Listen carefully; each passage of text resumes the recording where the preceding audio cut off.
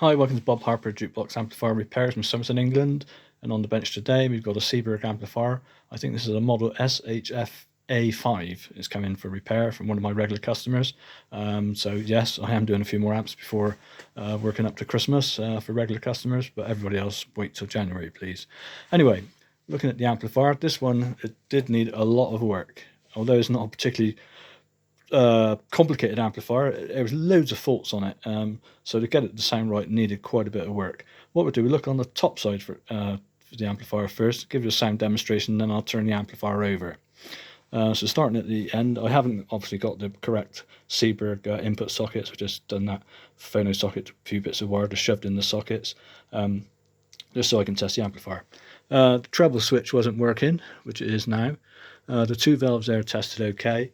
New electrolytic can cap there, replaced the capacitors which have been slung underneath by somebody. It has been recapped, this amp, but that particular part of it not very well. They were just hanging loose, dangerous, can easily touch something and short out, cause a lot more damage. So I put a can cap there, needed a new 5U4 rectifier there, needed a set of 6973s because the ones that were in it had internal shorts, which is quite common on these amplifiers where the 6973s are mounted horizontally rather than vertically. They can internally short over time, so just to replace them when that happens.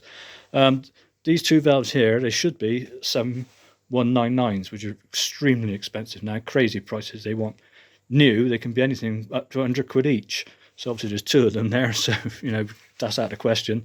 So what I've done, I've got these little adapters and using a more common valve in the UK. Had to alter a bit of the wiring underneath, the circuitry, the value of the resistors around it to make this valve work within spec, but now it does, and the amp sounds great. So put it on for you, and then as I say, we'll turn it over.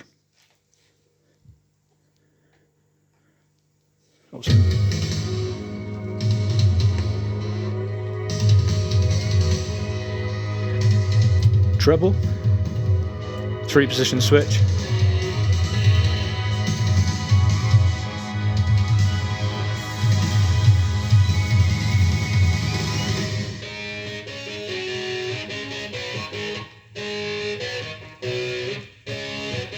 Bass, I'll wait for some bass to come in.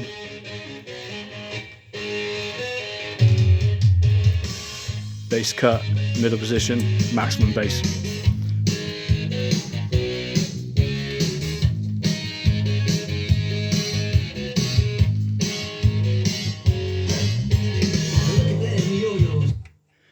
Okay, so here we go. I'll switch the video off for a second while I pause it, and then we'll turn the amplifier over and have a look underneath.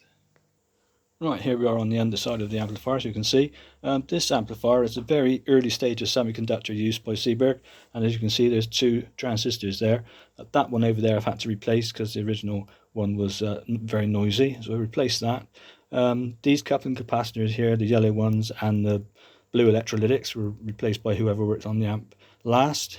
I did notice that all the transformers have been removed for some reason out of this amp and put back because every lead is marked. I don't know why that's been done.